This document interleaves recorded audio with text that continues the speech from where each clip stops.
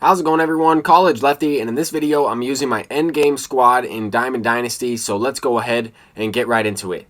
Now, to me, we are kind of in the endgame stages of MLB The Show 22, and you can really use anyone you like because all of the players that they've been releasing have amazing attributes, and it really just boils down to personal preference in using certain players that you like over others.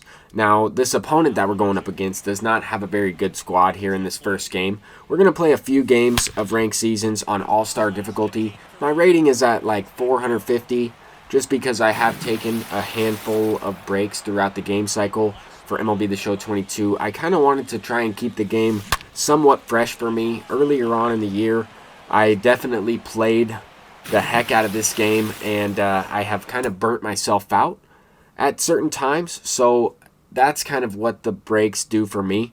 But with that said, we are hopping right into it. This is actually Jimmy Fox's debut for me as well. Here in this next game, we're starting it off with an interesting play on defense. Just missed the ball there with Andrew McCutchen, took a really bad route. And I could definitely tell that so far, throughout the video, I was a little bit rusty, a little bit slow in terms of my reactions at the plate, not really throwing the best pitches in certain situations either. Here we're giving up a 2-run shot to O'Neal Cruz, and this opponent goes up 3-0, but I know I have to kind of stay patient at the plate. We have an 0-2 count with Babe Ruth, and Babe Ruth, pretty much every hit for me has been a home run. This is a no-doubter over the right field wall there, over the bullpens. And that's going to bring up Juan Soto. We went to a pinch hitter early on in this game. He throws a fastball right down the middle. This is retro finest J.R. Richard.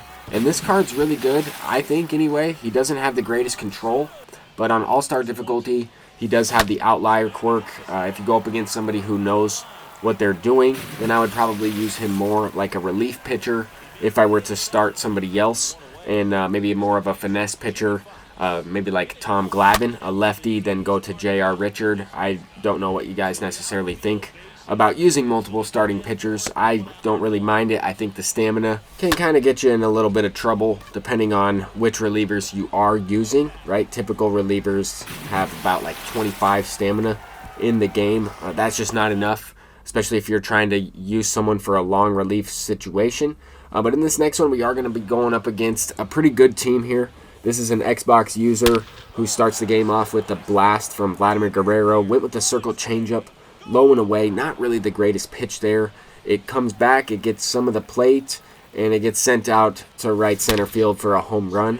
But I have to test it. I have to see if this opponent is able to sit back on the off speed. Sometimes people are just sitting on that fastball. They're waiting dead red, and they're swinging early, and they might swing over the top of a changeup. Here we're going with a sinker.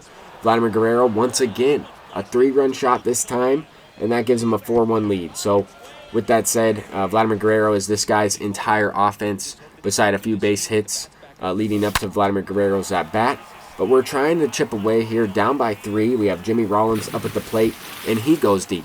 That's going to be a sinker, low and away, weight back on it. The opponent has been going to that pitch a couple of times so far. Here he throws another one. I couldn't wait back on this one long enough. But this one is sent off the wall for an extra base hit. Vladimir Guerrero, 78 speed with a sliding double. And now we have Andrew McCutchen coming up. We need to really capitalize on this 2-out rally. At least knock one up the middle. This is a pitch way below the zone there. Slider. But Andrew McCutchen does have enough contact. And once again, we're playing on all-star difficulty. So you can hit anything thrown near the plate, and that's exactly what this opponent does right here. Hits a cutter inside on the hands for a solo shot with Joe Mauer. The retro finest Joe Mauer is very good, and I was trying to get him to pop up maybe to the second baseman on that last pitch, but here we're starting it off with Hank Aaron with a double. I thought about extending it to try and get 3 there, and with the wild throw, I might have been in there safely, but Lou Gehrig is going to capitalize on this sinker right over the middle of the plate, low in the zone. He has gone to that pitch a handful of times throughout this game. I think he's really trying to throw it on the outer half, kind of right here in this location.